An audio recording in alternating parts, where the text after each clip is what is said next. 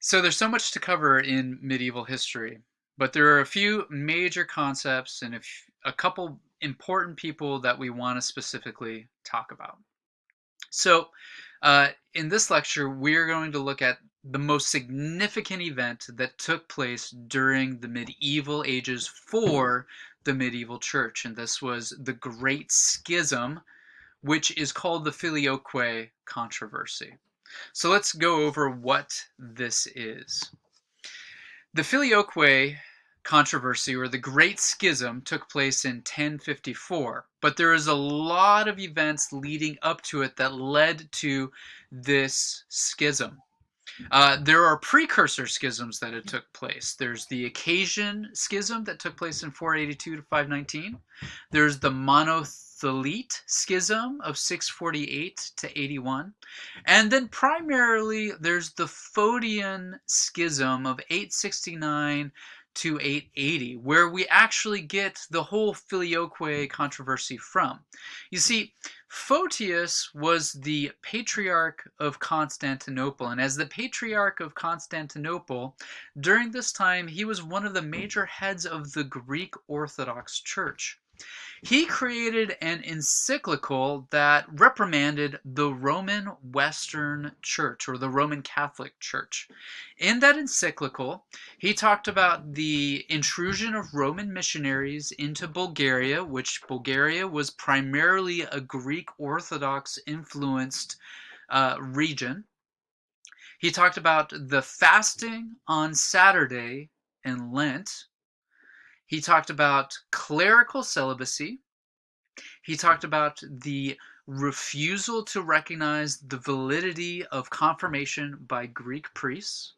And then he talked about the Filioque clause in particular. The Filioque clause is this idea that the Holy Spirit proceeds from both the Father and the Son. The Western Roman Catholic Church ascribes to this doctrine that in the Nicene Constantinopolitan Creed, it says that the Holy Spirit proceeds from both the Father and the Son.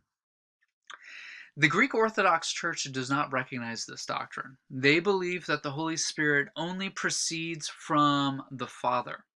And so this was one of the many admonitions that Photius gave to the Western Church.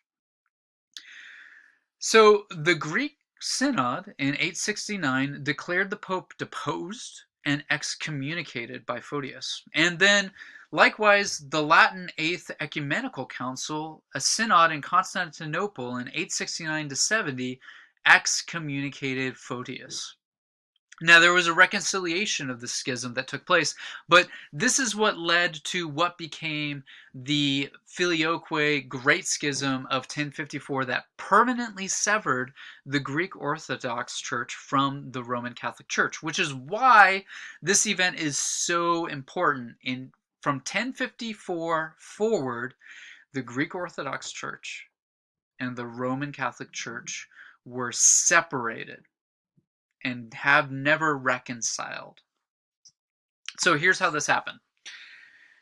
The two main people that you want to know about with the Filioque controversy are Pope Leo IX, who was Pope from 1049 to 1054 until he died, and then Michael Cerularius, who was Patriarch of Constantinople from 1043 to 1058. Here are the major differences that existed between the East and the West, and these are some of the major primary causes back behind the scenes between the separation of the East and the West. First, they had two different languages. The Greek Orthodox Church was a Greek-speaking church, and the Latin West Church was a Latin-speaking church, and so their worship were in different languages, their writings were in different languages, their doctrine was created in different language, the laws of their land were in different languages. They had different national character to them. Constantinople was the capital of the East. Rome was the capital of the West. They had different national leaders. They had different laws that led those lands. The ecclesial organization was different. There were 5 patriarchs, and then there in the Greek Church of the East, and then there was the absolute pontifical head of the Roman Church in the West. The patriarchs in the East were five, equal in standing in place. The Pope over the West had no one to which he reported to. He was infallible in his decrees and in his wisdom. The liturgy was also different. The Greek Orthodox Church had the divine liturgy of John Chrysostom, which guided the weekly worship of the church, whereas the Latin West was organized, their liturgy was organized by the Latin Mass, which was a very different Mass from that of the Divine Liturgy of Chrysostom. And then the theology, which the whole topic covers, is this idea of the procession of the Holy Spirit from the Father and the Son, or the procession of the Holy Spirit from just the Father. Then, politically speaking, there's a difference between the two. There's the formation of the papal states that take place in Italy, where a lot of power and accumulation of power exists in these papal states. There is the alliance between the Pope and the Franks, which the Franks are the French speaking pagans who have become Christian. Primarily, we think of Charlemagne as the main leader of these Frankish kings that we all recognize and remember. And then there's this revival of the Western Empire underneath Otto I, and the Byzantium's loss of South Italy to the Normans, which are Franks. And so there's a lot more power being accumulated in the West, and the East, because of Islam and because of Islam intrusion, is becoming more and more isolated from the West. All of this is leading to the loss of the will to unity between the East and the West, which is a quote that you'll see on each one of these pages about the Filioque controversy. This loss of the will to unity is a quote that comes from Everett Ferguson's Church History, and it's the driving force behind this schism. All of these distinctions and differences between the East and the West is leading to the loss of desire to be unified between one another. So here's how the controversy basically starts. Michael Cerularius attacks the Latin West for 6 major heresies. First, the Latin Church is using unleavened bread for the Eucharist. The Greek Orthodox Church doesn't do that. They use leavened bread. The celibacy of the clergy. The bishops and above within the Greek Orthodox Church do take a vow of celibacy, but the parish priests in the Greek Orthodox Church are allowed to be married. And they think that this is a significant and important, valuable aspect of the piety and of the relation of the secular clergy to the lay people in the parish.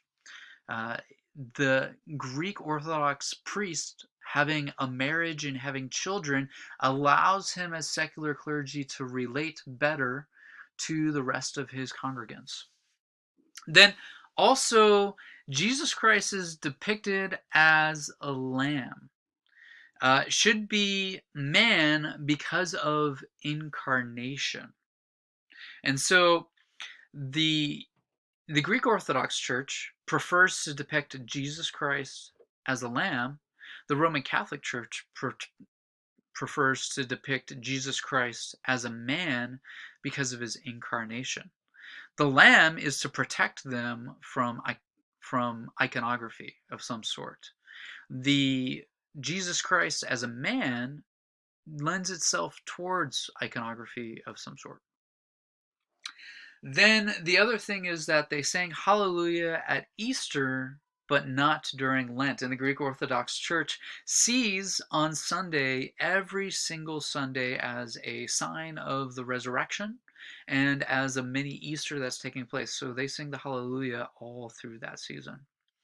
Then the other thing is that the Roman Church does not forbid the eating of strangled meat, whereas the Greek Orthodox does forbid that. And for the Western Church not to forbid that is a huge accommodation to the Germans who love their blood sausages. And so the Greek Orthodox saw this as some sort of syncretism that's taking place. And then, of course, the Filioque clause, which was criticized by Photius, is also part of the heresies of the church. Well, Pope Leo IX rebukes Cellularis in Terra Pax and More Romano.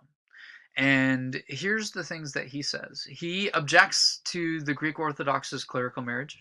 He objects to the rebaptism of Latins by Greeks because the Greeks did not recognize the Latin baptism. So if a Roman were to move into a Greek territory where they couldn't find any Roman parish to worship at, they would enter into the Greek church and the Greek church would require them to be rebaptized.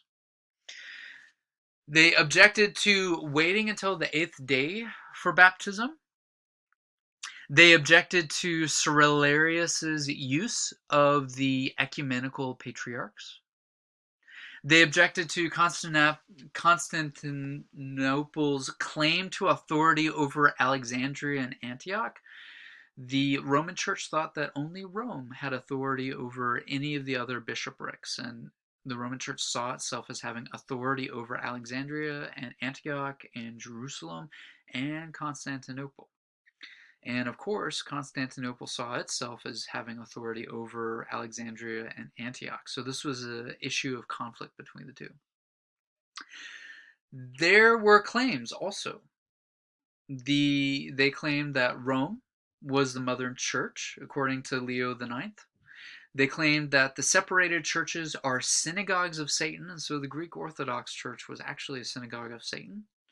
They claimed that Constantinople is a daughter of Rome and needs to submit itself to Rome, and that the pseudo-Isidorian decretals earlier on in the Middle Ages were authoritative decretals that demonstrated the Roman bishop's authority over all the other churches.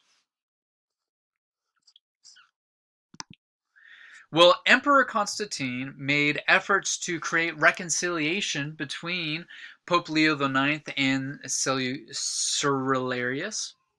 There was a papal delegation that laid out the bull of excommunication against Michael Cyrillarius and his associates in the Hagia Sophia in 1054 AD, which is where we signify the Great Schism as being effectual. This papal bull declared that the emperor and people of Constantinople as Orthodox and as excommunicated.